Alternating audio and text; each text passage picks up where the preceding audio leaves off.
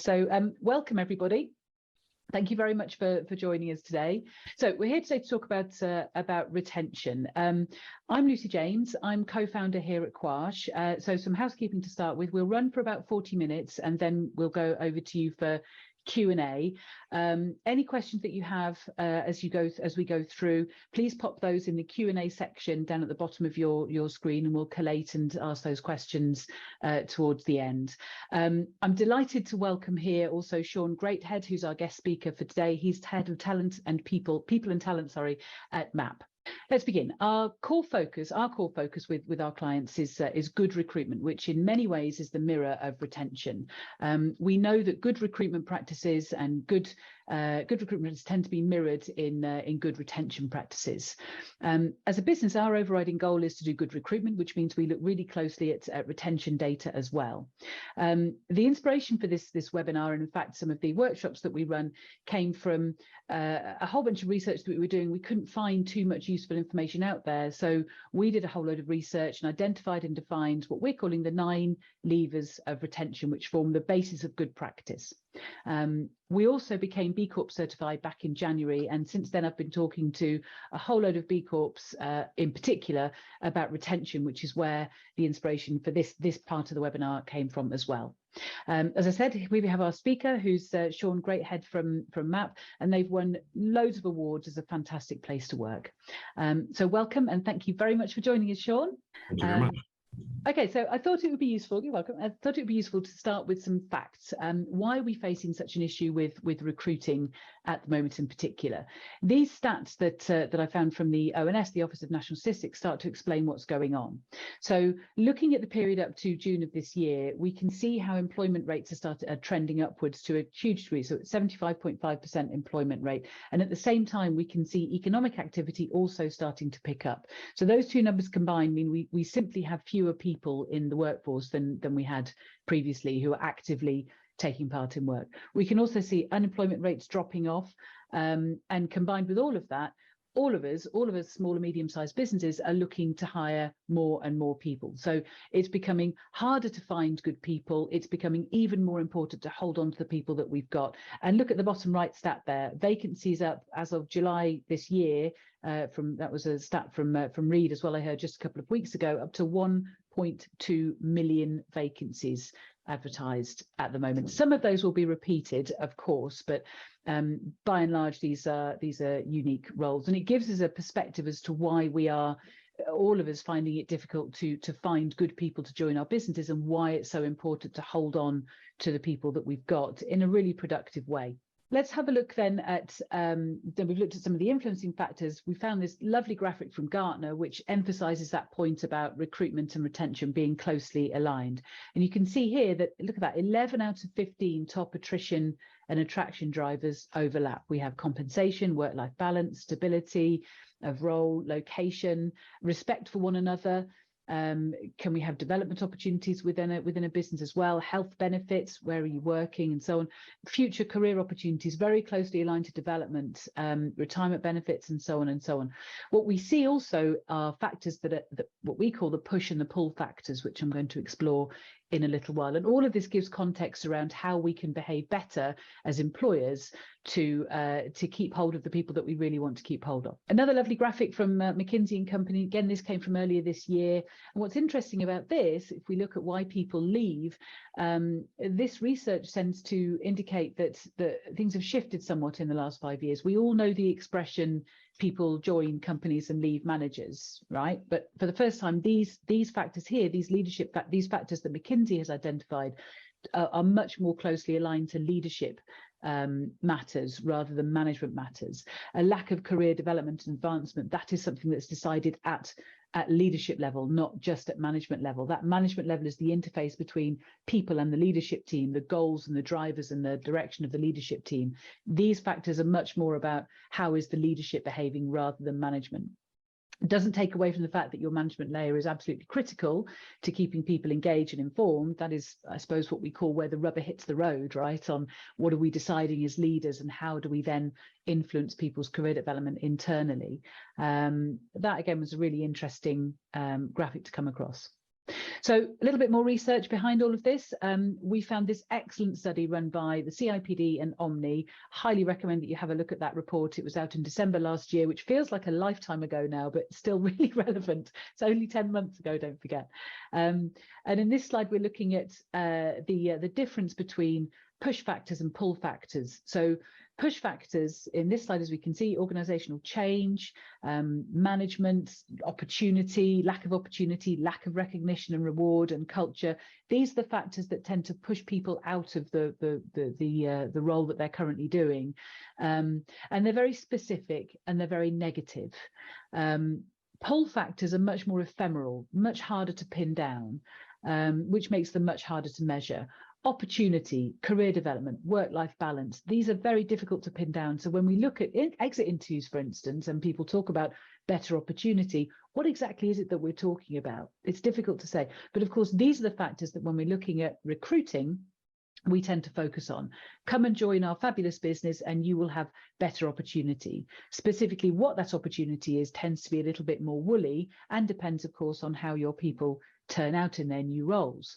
And the same with all the other ones. Alignment with goals, salary and benefits, that's a definitive, that's an absolute, of course, but the rest of them are much harder to pin down.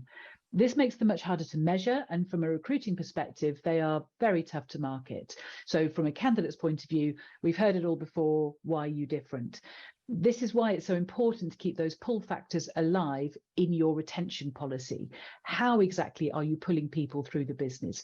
What opportunities specifically are you giving people? When you're defining a personal development plan, a career development plan internally within your business, specifically what are you going to do and against what kind of gateways, for instance? Can you create some gateways to pull people through the organization?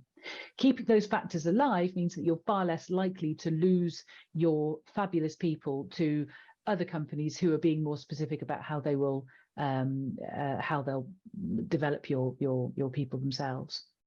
So on to the next slide. We have this again was part of the McKinsey report in October last year, and I found this really interesting. It largely talks about how exit interviews work. So if we think about the kind of data that we get from exit interviews, generally, and this is a huge generalization, I know, but generally people don't like to talk about difficult matters. So if they are asked in an exit interview by a very well-meaning boss or HR manager or whoever that might be, why did you leave? It's not 100% sure. You don't have 100% likelihood that you're going to get the truth. People are much more likely to say, oh, I was looking for a better job or more money or a better work-life balance. And those are the factors that employers cite when they look at why has an individual left my business. Oh, we couldn't do anything about John, Frida, Louise leaving because they were looking for a better job. They needed more money and we couldn't compensate them at the same level as they were finding somewhere else. They needed to work from home fully and we could only do that on a part-time basis. The reality, though, is somewhat different. When employees are asked, and in a neutral kind of environment where there is no vested interest, that they don't have to say directly to their manager, I'm leaving because I don't like you very much, for example, they're much more likely to be truthful. And these are the answers that they give. Not feeling valued by the organization that they are part of, not being valued by their manager, not feeling that they belong within an organization. And these are much more emotional reasons why people will, that people cite rather than practical, physical reasons. And they're very, very difficult to argue against. Or rather, they are very, very, very easy to argue against, but in a very imperfect kind of way. So you can't be very specific about, well, I'm not feeling very valued by the organization. Well, what can we do about that? Not much, really. It's much harder to pin down again. So employers say these hygiene factors, and we hear this from exit interviews all the time, don't we? They left because they were looking for a better job, not because they just didn't really like working for you because of these reasons. So remember that when you're looking at how do you retain your people in the business, that these are the things that people are genuinely leaving for. They're leaving because culturally they don't feel like it's a very good fit. And all of this boils down into this picture here. Employees stay. I stole this with love from somebody on LinkedIn. I can't remember who, so I can't cite them. I'm so sorry to whoever that is. People stay when they are paid well, when they're mentored, when they're challenged, promoted well within an organization, when they're involved in how the company is developing, when they're appreciated. You don't have to give everybody medals all the time, but a little thank you now and again would be very helpful. When they're valued, when they feel their company is on a mission. And this is something that we're seeing more and more, particularly with Gen Zs and millennials, that they want to work for a business that that is on the same path as them, that they can align themselves with, where they feel empowered and where they feel trusted.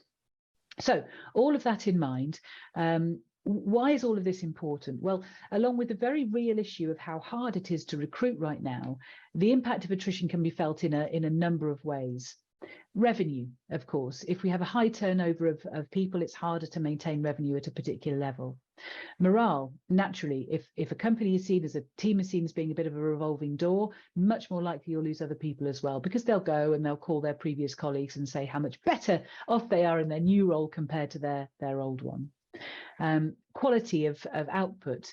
If you're constantly training people to come up to a certain standard, people are constantly training, it's difficult to maintain a quality of output in any of the work you do, whether that's manufacturing or whether that's consulting. Marketing ROI, again, information coming in, difficult to capitalize on if the people that you've got are constantly churning and learning about what you do and how you do it. It makes it absolutely harder to recruit. If you are constantly advertising the same role, or you're constantly advertising a very high level of roles, that is noticed by people out there, by your target demographic. And so it makes it harder to recruit. Not only is it harder to attract people in the first place, it's also harder to interview them, because the people that you've got in your business can't sell your vision and the future in a really consistent way. If you've got people who've been with you for a long time, they can talk with real passion and sincerity about how they have developed within your organization and what a future role for the individual that they're interviewing might expect as well. And this then creates a bit of a vicious cycle of making it harder to recruit people, harder to keep people, and so it continues and so it continues. So there are very good reasons why we should look at who we've got and whether, of course, we want to keep them, and how we then retain the people that we've got in our business. This is a good way to start. So we start out by measuring our attrition rate, and of course, whether we are happy with that attrition rate. Some businesses need to have a healthy level of churn, and some churn is good. We do want to make sure that we've got the right people in our business, and if we are in a place where we're losing a lot of people, it can help a great deal to work out both why, but also to work out how is our workforce developing. So first of all, measuring our attrition rate, and then defining our workforce planning needs. Are we losing the people that we want to lose? Would we like to lose a different cohort of people in our business? And if so, who should they be? And we can do that by assessing our current workforce, both in terms of their skills and also in terms of their culture fit. Is our current workforce fit for purpose? Will it take our business to the place that we want it to be as we develop as a company, as we look at how the next 6 months, 12 months, 2 years is developing? Can we work out who we want to keep and why? What sort of skills do we want to keep, and what kind of culture do we want to keep? Once we've done all of that, we can then capture the information, the data that we've got, and we can start working on a plan. This is where the 9 levers of retention come in, which is our next slide. So all of these 9 levers we explore in detail on a distinct workshop that we do just on retention, which takes hours and hours and hours to go through. Here we're going to go through them at a very high level. If you'd like to have a chat with us afterwards about this, of course, happy to help, and we can work with you in-house if you want to determine a route forward in stemming attrition. You can find out a lot of information by running a survey which covers these factors, and of course we can work with that with you as well. So going through them at a high level. Culture, of course, one of the most essential parts of retaining people in the organization is to have a culture that is relevant to your business and that keeps people engaged in your company and is visible across the whole business. So it isn't enough just to say, here are our values. We need to have values that are genuine and are meaningful and have resonance with your organization. If you as a leadership team are defining your 5 values, for instance, and they're not then understood by the rest of the business, either they're way too complex or way too general. Chances are they're not going to sink through in a way that you would like. Better, if you can, to take soundings from your whole business about what your culture actually is, how your culture actually feels, what's fantastic about your business, and start to work then on ways in which you can push that message through the business, whether that's reinforcement in regular meetings where all of you identify how have you seen a particular value or a particular cultural attribute displayed across your business recently. That helps to bring the subject to life. Agreeing on terminology, agreeing on what you mean by particular values is absolutely critical. Most of us have the table stakes covered: honesty, integrity, customer focus, and so on. So find the values, find the cultural attributes that make a real difference, and sing about your business, what makes your business unique. That will help not just in keeping people in the business, but it would also help your people to define how will they then go out to market to find new people for your company, and also how to interview them in a way that then makes sense, that you can then be pretty sure that the people that you're hiring are right for your business going forward too. Management is the next layer. I do know we're going through these at a real pace. There's a lot more to culture than simply a 2-minute description of what culture is all about. The important thing there is authenticity and honesty and integrity. Management skills is the next thing, and management refers to it's where the rubber hits the road, right? So as a leadership team, you can have some fantastic ideas and vision about where you want your company to develop. The management layer that sits in between is the critical part that translates what you mean as a business, what you mean as a leadership team, into what the workforce understands. So as a very broad example, the shop floor in a manufacturing facility may not really care that much about EBITDA. I know that sounds astonishing, but they probably don't. What they care about is if the business makes more money, then they will have a more comfortable seat for their forklift truck, or a longer break for cigarettes and so on. So, how does what you are doing as a management team truly interface, as a leadership team, truly interface with the workforce that you've got working there as well? Management skills is also about giving your workforce consistency in terms of how they are managed and how they are run. So what's important for a workforce, for instance, is knowing how their manager is going to react under certain circumstances. And we're very rarely trained when we move up the slippery pole. We're very rarely trained in how to be a good manager. Making sure that your management team understands how to manage and can manage in a consistent way across the business, it can be a really useful part of making sure that your workforce understands how their managers are going to respond when problems occur. People like to feel safe, they like to feel valued, they like to feel trusted, and so on. So having a team of managers that understands how to manage is core to that. Next, we have motivation and engagement. And a really good way of understanding this is to do much of this comes down to data capture, running a survey across your team to see what is it that they want to see, what is it that your workforce needs from you to remain motivated, to remain engaged in what you're doing. And it might not always come down to salary. Right now, I know that salary is a huge thing. And of course, cost of living crisis, we need to be very careful about how are we putting forward perks and benefits. But there are other facets too. So for some, it might be development. For some, it might be management, moving into a management role. For some, it might be taking on new skills. It might be having more time working from home. Very difficult to run out a catch-all message. Everybody, you're going to have this perk or that perk or the other perk or whatever it might be. Much better to try and collate what people actually need and then turn that into physical, tangible assets that people can use. A pick and mix approach to perks, for example, is a way that one of our clients describes it. And that then trickles on very nicely into training and development. How are we making sure that the people that we hire are being developed in the best possible way? So certainly I recommend that when you first hire somebody, putting in place, having a PDP, a personal development plan in place with them right at the beginning. So really early on, within the first month or so, what would one of our clients said this, what would your CV look like in 2 years' time? Let's write that and work towards that. And that can create some gateways, some targets, some objectives that don't have to be financially driven, they can be developmentally driven as well. So hit X gateway over the first 6 months and we will create a management opportunity within the business for you, or we'll put you onto a CIPD training course, for instance. So aligned with particular targets and gateways and so on, and that can help to keep people very much motivated and developed. Next, we have your EVP and your employer brand, and quite often we look at that as how we're attracting people into our business. It is just as important for current employees. Who am I working for, and what do they stand for? And you can see this all over the place. Your EVP, your employer value proposition, is everywhere. It's in how you communicate with each other. It's in your advertising. It's on your website. It's in your careers page. It's in internal comms. It's in management style. It's literally everywhere that you can think of, and it's both online and offline. And often, as I said, we think about this when we recruit. It is just as important after someone comes into a business that they can see that you meant it, that it was real and it was truthful and it was authentic and it had integrity. And I use those words a lot when it comes to recruiting and retention, because when somebody joins a business, they're up here. They're delighted to be joining. They can't wait to get started. And there is a potential after that if everything you said to them during the recruiting process isn't quite right, it starts to tail off.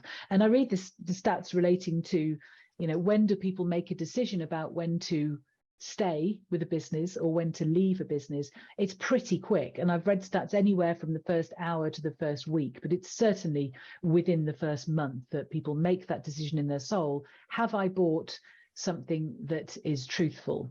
Is this company everything that they said it was going to be? Have I missed a trick? Am I safe? Essentially, am I being managed well? Am I being motivated well? Am I safe in this business? So your EVP and your employer brand, your employer value proposition and your employer brand are critical, not just for recruiting, but also for keeping people in your business so that they stay as enthused about you as the day that they accepted the job offer. ESG is the next one. ESG is the new term for corporate social responsibility, and it stands for environmental and social governance. And there are definitions about this all over the web. We became B Corp certified back in January this year. And for us, it was a really obvious thing to do, because we looked at it and we thought, well, we're doing most of those things already. Essentially, what ESG stands for is how are we treating each other? How are we treating the planet? How are we running our business? And we're doing all those things in such a way that is beneficial, not just to the shareholders, but to the people that we interface with as well, to all of our stakeholders, whether that's our suppliers, whether that's our people, whether that's our clients. Everywhere through the supply chain are we working with people in a way that we can be proud of. And why this is important and why it's relevant is that now more than ever, our employees care about this. 75% of the workforce will be millennials or Gen Zs within the next 5 years. And this is a demographic that really cares about people, profit, planet. So I can absolutely say, beyond a shadow of a doubt, that your focus on ESG, your focus on how you interface with the planet, how you interface with your people, how you interface with your stakeholders, is absolutely critical to not just recruiting, but also keeping the people that you want to keep. And people are making decisions. I think I read a survey done by PwC, it was by PwC, that said that 80% of people are making decisions about who they choose to work for and what they choose to buy based on whether those companies shared their values. So if you think about the last time that you bought some chocolate, or the last time that you that you bought a cup of tea or anything like that, did you have in your mind anywhere, is this company doing the right thing? Do I go for Tony's chocolate only rather than dairy milk, and why, even though it's 5 times the price? And why is that? And those buying decisions are made all the way through the value chain. And it isn't just your customers, it's your people too. So, do the right thing, show that you're doing the right thing, make sure that your people know that you're doing the right thing. Remember that slide on McKinsey's reasons why people leave. And it's about leadership, and it's about alignment with your values and so on. And that will make a big difference as to who you keep, because those people have choices about where they go and work, and they will choose to go and work for a company that does share their values. So have a think about that, and how your ESG message is resonating with both you as the leadership team and across your community as well. And then there are three which are a lot shorter, you'll be glad to know, and then we're over to Sean. Well-being, the basics, and data. So well-being is one of those things that I think when we started thinking about retention, a lot of companies start and finish with well-being. How are people feeling right now? Are we giving people an employee assistance program? Is there a mental health training program that we can put people on? I'm not for a moment saying these things aren't important, but they are part of the overall structure. So do people know that they should be really focusing and compartmentalizing their work? So nobody expects them to respond to an email in the evening, for instance. Nobody expects them to work on weekends. That the time off that they take off should be taken off. And what do our people need? So again, starting off with data on that, running a survey across your business. How are you feeling right now? How has the last year treated you? How could we do things better moving forward? And then embedding those thoughts, those practices into your future development plan. That is absolutely critical. Data is one of those things that we gather a lot of, and if we don't do anything with it, it can be more damaging than if we don't do anything at all. And that's certainly the case with surveys. The basics refer really to, as says, the basics. So getting the absolute fundamentals right. Do people know where they're supposed to come to work? Are they being paid enough to make ends meet? Are the fundamentals in place around their workforce policies and procedures? Are your HR guidelines up to date and in place? Do people know? Do they feel safe? Do they know what's going on? And really, those basics. They used to be. I think it's one of the graphics that I've looked at elsewhere is the way in which people are motivated now. We have intrinsic motivators and extrinsic motivators, and these are really the intrinsic motivators that keep people coming to work every day. And then finally, data. What are we capturing, and how can we use that to adjust and develop in the future? We find, as I've said many times, a survey is incredibly useful for this kind of exercise. And you can have a huge one. We have a 150 question starting option that we knock down to around about 50 or so, and that's specific to your business and looks at how are people currently feeling, how are they behaving, what do they need, what do they like, what do they not like, which managers are doing well, which managers are not doing quite so well, where are the training gaps, how do we create a better working environment, and then importantly using that to define and drive future behavior.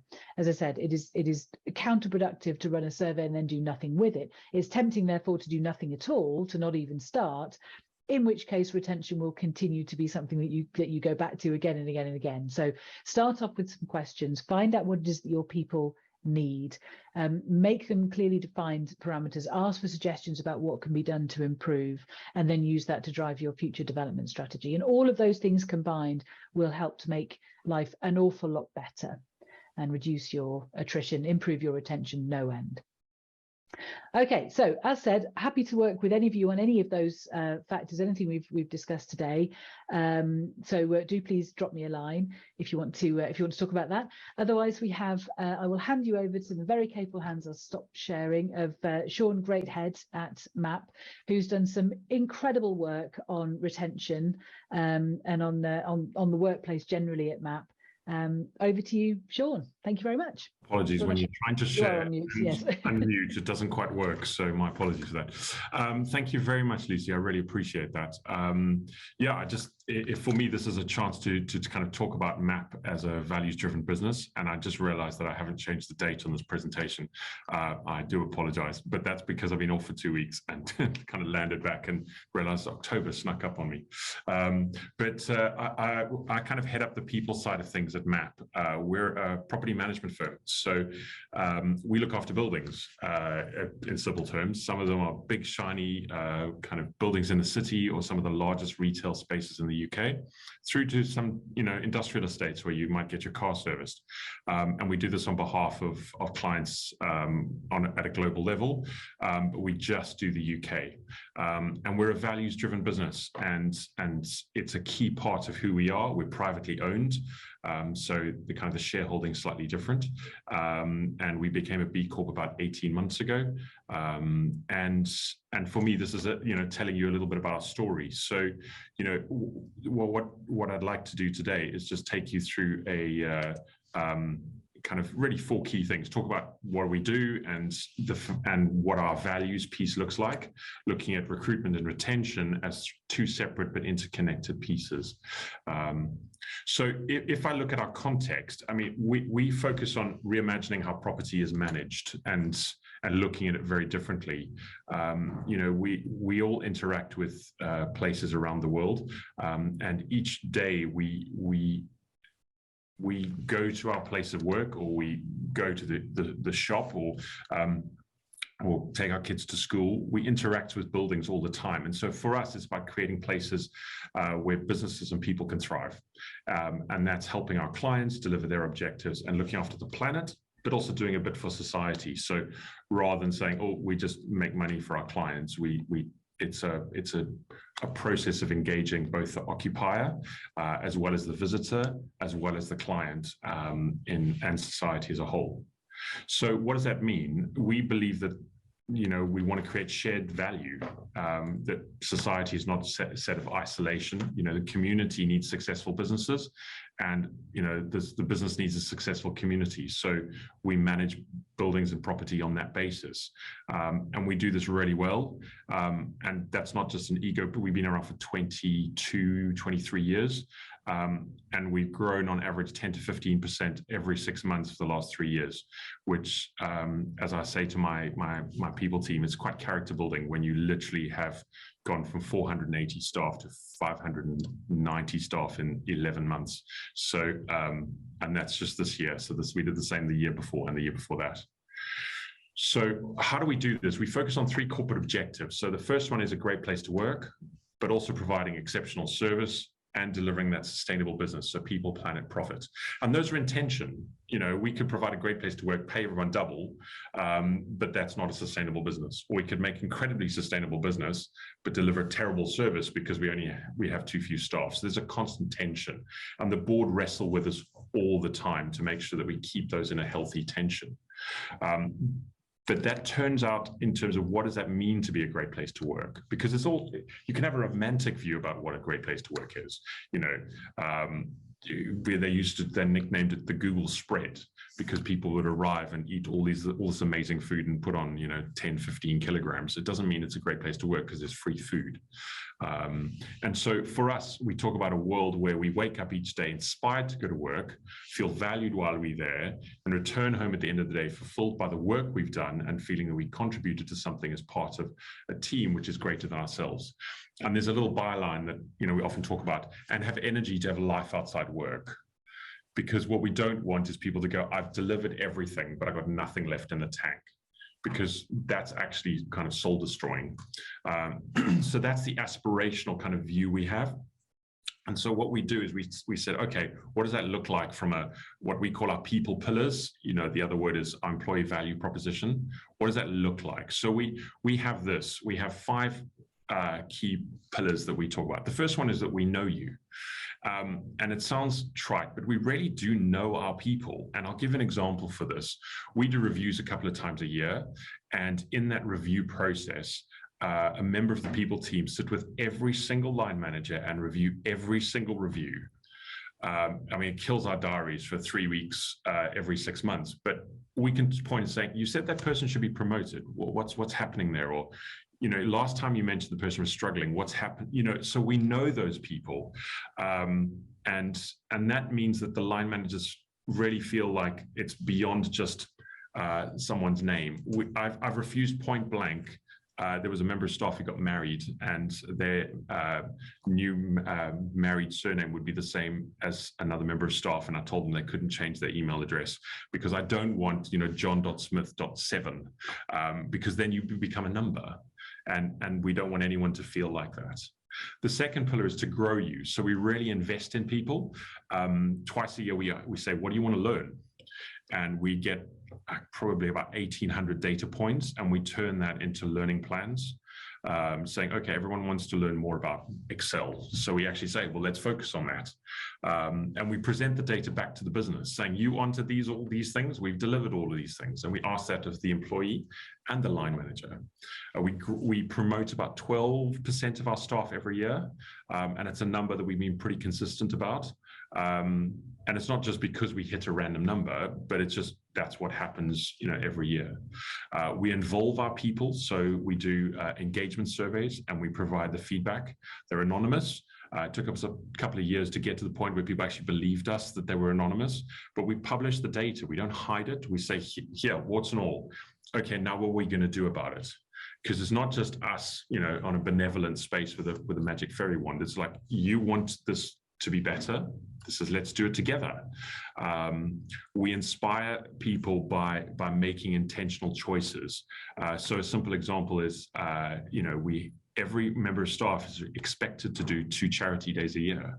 And that expectation is clear. If you want to be promoted, you have to do your charity days. Now we've got, almost 600 staff. That means we've got 1,200 charity days every year that are available and expected. And, that tells a story about who we are. We also reward you, it's part of that process. We have a treat fund, and we really have fun with it. So a simple example, World Mental Health Day yesterday, we gave every member of staff, a treat. It could be popcorn or a trip to the gym or, an opportunity to get a box of chocolates if they really wanted to. But to say, we recognize that life is not always easy, but we want to celebrate you and appreciate you. And so that's how we do that. But part of that is that's our employee value proposition. But there's also another part of that, which is about our values, which we'll talk about in a moment. So in terms of us as a business, just to play out some numbers, we manage about £15 billion worth of assets. We collect, basically about £1 billion worth of income for our clients, either service charge or rents and various pieces like that. That doesn't include utilities, which is a whole nother challenge. We have a very large sustainability team who manage that. We manage about 900 properties, over 8,000 occupiers, and that was 572. It's now 584. So, and that's 4 weeks later. So it shows you the growth that we're undertaking. But we are a values-driven business, and it's really important that we understand what that means. Is that we don't have a dusty frame in front reception which has a list of our values. That's not what it's about. It's that these values are a core to who we are as a business. Every person in every review cycle, we talk about the values. Someone will challenge you on a values violation, but also we have awards that we present on people who've celebrated our values. And our 5 core values are pretty simple. So one is pursue adventure. In other words, we don't want to settle and do the same things that we did last year. If anyone says, well, this is how we've done it before, that's generally a red rag to a bull. But we want to keep moving forward. Embracing accountability. So what that looks like is we have upward reporting. So you have to tell the truth in a way that can be verified. Like, this is what the data says. You said everything's working, and this is what the data says. So it's very data driven. And the board are measured both on engagement and values, as well as your traditional commercials. We have the avoid ambiguity. If something doesn't make sense, you put up your hand and say, I don't understand this. Then be appreciative. So we say, say thank you, and be genuine about it. And it's not just from a corporate perspective, it's also from saying thank you to your colleagues, and celebrating people. And then the last one is living authentically, recognizing that we all come from diverse backgrounds and views, be it neurodiversity, gender, ethnicity, everybody's allowed to be who they are, and not in a position where we ask people to be someone they're not, and not in a position where we ask people to conform to some IBM-esque where everyone wears the same suit. But rather, be real and be honest. If things are working, tell us. If things aren't working, tell us. And those values are lived and breathed. And it's really important that I say marketing weren't involved in it to suggest that that's why there are 5 A's. But it just happened to be that way. But it's always quite fun because most people can remember 3 or 4 off the top of their head. It's always the 5th that runs away because they're all A's. But one of the ways we talk about this is we interview on this basis. But also what we do is we have a values day for new joiners. So after 3 or 4 months of someone being here, we have a values day where the day started off by our CEO, and he spends a couple of hours with new joiners talking about the journey that the business has been on, and why we do certain things. We often joke is that at that particular point he might overshare and tell people about strategy stuff that they weren't necessarily ready for, but that's because he doesn't hide anything. There's no a hidden curtain where all the magic sauce is made. He's very transparent, and as a result the board are too. We talk about our corporate objectives, and then we talk about the values in life. We say, okay, so what does this look like?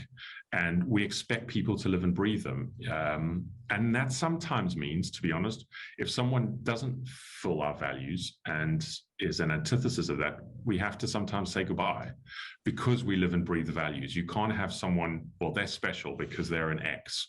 And so they don't have to follow the values. Sometimes we have to have blunt conversations. And it doesn't matter if you're a front of house person or a director, the rules are all the same. And those values are all treated with integrity and importance. So for us, it's about the people.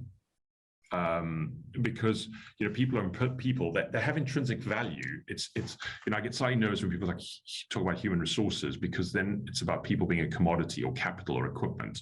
They're people, and the danger is society's become, well, that's another cog in the machine. Well, actually, there's value in having humans in the workplace, and so we want to celebrate that, and that's messy. Because nobody comes to work without stuff, be it a bad day on the train, or be it the home life is a little tricky, or their rent is complicated, or their landlord's being difficult, or they haven't slept. But that's the nature of human beings. And we recognize that. And so there's some choices we make. So we treat people as adults and as individuals. If they have a problem, talk to us. If you don't want to talk to us, you can talk to anyone else in the business. And we invite that. So our CEO invites it. Twice a year, he does an all company meeting telling people about what's going on. We have high expectations of performance and development. So, if people aren't delivering, we say, how can we help you? Because our job is to help you deliver and perform. And if you're struggling, we'll support you, but it's your job to do that part. We're kind and honest. So something that happens, life happens. We unfortunately, over the last few years, we've had more people who have wrestled with life stuff. People who've lost parents and siblings, and so we try and do things differently. So we'll send someone a food voucher, because let's be honest, when life is really hard, flowers are lovely, but it's another thing that you have to do. Whereas actually having a meal voucher or those kinds of things are really helpful. And so we do that, and people think it's amazing, but we just say it's being kind. We support, we don't parent. At the end of the day, people are adults. It's not we're not Cadbury's from 18 something or other, where we provide houses and all those kinds of things. So if you've got a challenge, come and talk to us. We'll help you, but you're an adult. Culture and values matter, and we communicate and we welcome questions, and that means we say there's no politics, but politics are really frowned upon. If you're trying to kind of work the system, people tend to push back quite hard, and the comment is information is information. It's not a commodity, and we get feedback and we give feedback and we're transparent about it, and that's why our engagement surveys are open and honest. And leadership and management are active and intentional. So everyone is expected to do a one-to-one every fortnight, and they're recorded, not because I want to see the quality of them, but I need to know they're happening. You cannot manage people through email. You manage people by talking to them. You can't lead people without having a conversation. And so it's not about policy and it's not about control. I mean, my favorite thing is people tell me what the policy says. And I say, well, I wrote that, so I know what it says, but what do you need? Because the question is the policy is there to provide boundaries. That's not there to dictate what is in your best interest or how it can help you. And the simple example is compassionate leave. People says, what does the policy say? I say, well, you've just lost someone that's incredibly important to you. It's not my job to dictate, because it was an uncle, you get 2 days, but your parent, you get a week. what do you need? And sometimes people say, I just want to come back to work. Other times people say, like, I'm really not in a healthy space. Let's figure out how we make it work, because you're human and not everyone responds the same way. And not everybody fits in a team. And so part of it is, or the role or the company. And so part of it is about being honest and talking that through. It's not always comfortable, but once again, it goes back to being kind and being honest. Pretending that there's not a problem isn't helpful either. But we can help people be better. And I've got loads of examples where just with the right support, someone kind of transforms. But sometimes it just requires effort. And that's, a key part of it for us. And so what does this look like from a recruitment perspective? We have two different profiles within our organization. We have people who are based on site, and those are building managers, front of house, operations, facilities, et cetera, et cetera. And then we've got on what you would call our non-site roles. So those are surveyors, client accountants, facilities managers, and various other pieces. And they're two different groups. A lot of our site roles transfer through 2P. And so when we're hiring someone, it's a very different space, because you might be hiring someone in an area where, for example, we've got someone who's based out of Aberdeen. We've got people who are based out of Newcastle, but we don't have a MAP office there. And so hiring someone and making sure the culture fits and all of those kinds of things requires a slightly different process. Whereas your non-site roles are often professional, qualified people. So a surveyor has a degree qualification, and there's an accreditation. So we have to manage them in very different ways and treat them differently. And that means from a recruitment perspective, it requires a different type of effort. And so what we do is we really frame it as MAP as a choice. No one's holding a gun to anyone's head and say, you have to come work for us. But we're saying, here's the choice, and this is what it looks like. And so being honest about the values piece, talking about our proposition of, EVP and our people pillars and culture. And then, B Corp is an external stamp of what we've done. So it's not to say we didn't do it before, but, here's a stamp that tells us, tells everybody that it's not just us that we think we're great, but other people say we're doing a pretty good job of that. And we often joke about the fact that we have boomerangs that come, people who leave and they want to, kind of explore the world and then turn around and go, that was a really bad fall, can I come back? The record's 24 hours. So, that tells a story. But we've got a number of folk who've kind of gone and explored the world and come back and get, can I please come back? Because, I really like the space. And so that for us tells a story that we're doing something right. We're also not corporate. So one of the things we do is when we send out an offer letter, we make it quite fun. It's not boring. We don't write there and go, congratulations, we hereby send you offer. We go, this is the kind of email that you get when you get your first house that you've always wanted, or you get into a university place you've always wanted, or you get a refund check from the HMRC. That's the kind of feeling you have. And we want to celebrate you. And we're really excited that you've chosen to want to join us, because we want you to join us, and celebrate it without all the fluffy kind of legal language. You can put that in the contract, but in the offer letter, it's about celebrating someone. And so getting rid of all of that noise. We did realize that we kind of moved into a different scheme when we had to write a policy about policies, because we were well beyond that point of 500 people, and we had to have certain structures in place. But there's constant pushback. Can we make it less? Can we make it less? Because we don't want to be a corporate in the traditional sense of the word. We link reward and benefits to the market, which is not always easy, because some of the roles are kind of new, and so there isn't really a market reference point. And we derive good line management. In fact, we have a specific program across the board. We have 4 different learning programs around our line managers. We have someone who just does that. That's their primary role, because we have to lead through our line managers. And if we don't, it just doesn't really work, because you can't have a senior executive board managing 600 people. It is impossible.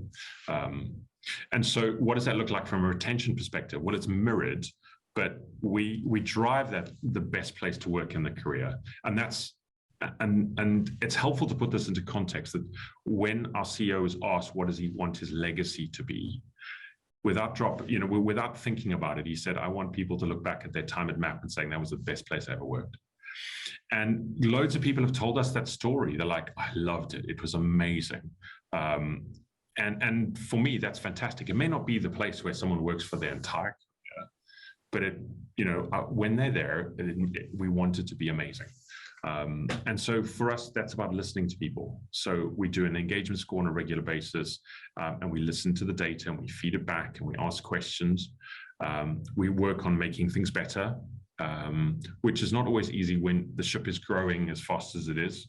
You've got to constantly work at things, but being transparent and communicating, being people-led and not policy-led, and manage and lead through conversation, not through emails. So mirroring what we're saying in the recruitment process, but this is how we practically play it out in the retention process. And we ask people on a regular basis, is what you thought in the recruitment process or what you heard mirrored in what you're experiencing? And more often than not, people say yes. We've started a process of having stay interviews, especially with some of our strategic people, and saying, tell us what we can make this better. Because when you're growing at the rate we are, the danger is you get focused on the growth, not focused on the people who've been there all along. And we don't want to lose the value of what that brings. And overwhelming responses sometimes has been you actually asking this question that tells me a lot, which is great. But it's also people are telling us things where you're like, oh, okay, we need to do more of that. We need to listen to you more. We recognize that you're under pressure. Let's make some changes within the team. Let's find better resourcing, or actually create new specialist roles. So we've got a new data team. We've got a new sustainability team. Our sustainability team's gone from 2 people to 14 people in 3 years. For obvious reasons, but we've heard the feedback and made changes as a result. And so, from my perspective, thank you for the opportunity to talk about this. I'm sure people have questions, but yeah. I mean, thank you so much. That was honestly so inspiring. I'm hoping that I know there's one person from my business that's sitting watching this at the moment, so I'm hoping very much that she's not thinking, I want to go work for you because I want to work for you. That sounds like what an amazing place you've created, and what a super. Raise your hands, everyone who wants to go and work for Sean's business, because honestly, that does sound absolutely superb. So questions, please write them down in the Q&A section at the bottom. Hopefully that is a function that's working. If it's not and you want to ask a question, just please raise your hand and I'll enable the speaking function. A few things I've noticed when going along. I love that concept of that was the best place I've ever worked, and like you, I really want my business to feel like that as well. I've just never really thought to articulate it, and what a fabulous thing to say. I have a question which is along the lines of, how long does it take before someone says this is just what you said it was going to be, voluntarily? So what we normally say within 6 months, because we often talk about the honeymoon phase. And the reason we have a very detailed onboarding program for everybody.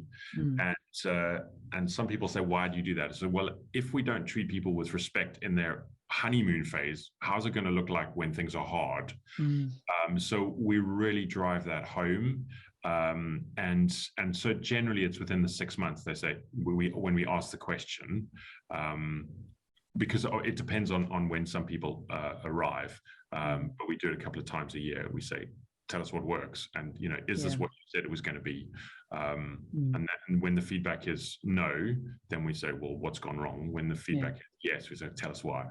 Yeah, a lot of what you've said echoes my views too, which is you have to find out the question, you have to find out what people need in the first place, and then make sure that you're doing that. And actually that leads me into a question by Mark Tidmarsh. Hi Mark, who asks, how do I define a retention strategy by left/right brainers, thinkers and doers?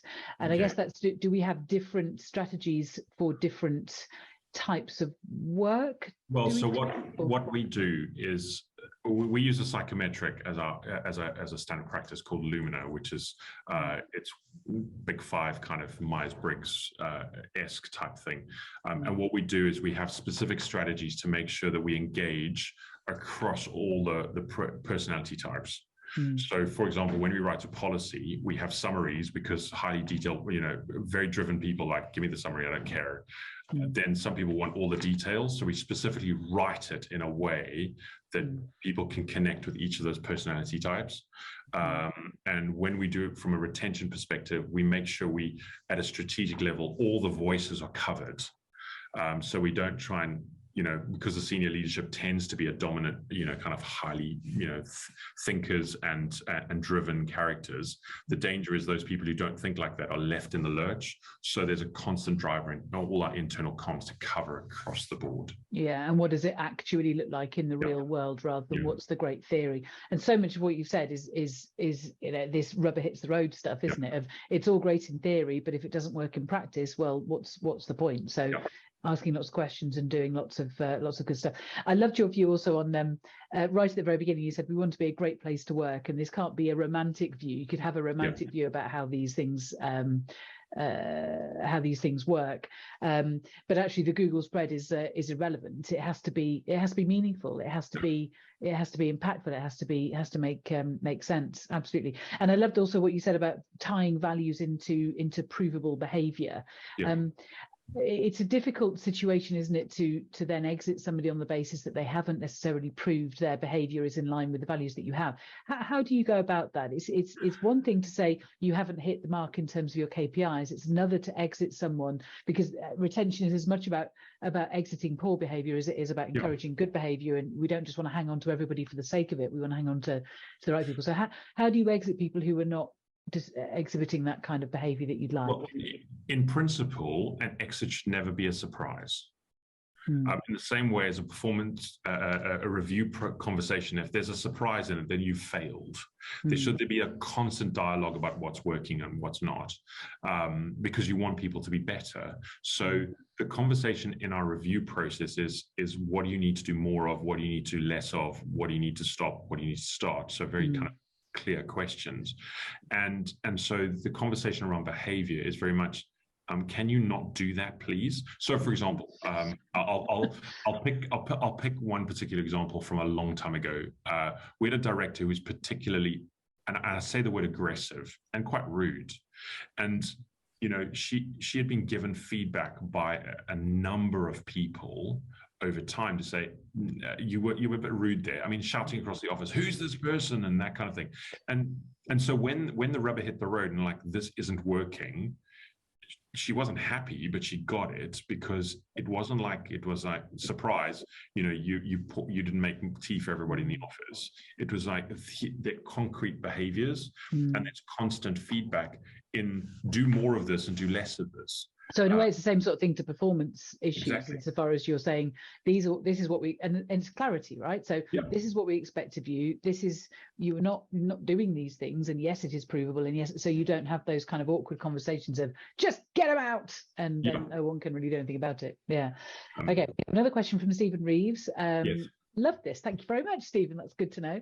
Any tips from experience as to how smaller organizations of less than 50 people can deliver this approach? Well, I can answer that question, because we only really work with companies that are, well, we work with a lot of smaller companies of that kind of size. And you start with information. You start with asking a question to your entire business. Start with that really big open survey that Sean talked about earlier, and making sure that it is anonymous. People won't necessarily believe you, but if you send it out as a web link rather than as an email, that it's much more defensible. And then crucially, do something about it. And one thing that I love that Sean said is ask people in your business for how do we now do this together? So we can't be expected to be everyone's parent. I absolutely loved what you said about that, Sean. We are supporting you, but we're not parenting you. But what we can do is ask for suggestions on what can be done. So Stephen, ask a bunch of questions in your business, and then try and find a way in which you can involve your company, the people within your company, in coming up with a solution. So you might want to, for example, create a culture team. You might want to create a benefits team. You might want to create a social team, or something that ties together the areas that you know are lacking in your business, or that people have asked for more of, and ask for others to get involved in that as well. It's not up to you to define how your people should be treated to a degree. It's up to them to tell you how they want to be treated, and then up to you to decide whether you want to do that. The danger is when you ask the question, you kind of got to deliver on the result. So I hope that answers your question, Stephen. Please put your hand up if not, if you'd like us to go into that in more detail. Okay, no hand, that's good. Okay, well, we've rocketed through to, oh, I think we might have one more question. Oh, Brill, thank you, no problem. So we've rocketed through to 11 o'clock already. I can hardly believe how quickly that's happened. Sean, thank you ever so much. That was inspirational. Thank you. And I really enjoyed it. And I'm going to take a whole bunch of what you've said and apply it to my business too, I think, and to our clients as well. So if no one has any more questions, I shall close the webinar for now, and you'll all receive a copy of it, a recording in due course. Thank you very much. Thank you.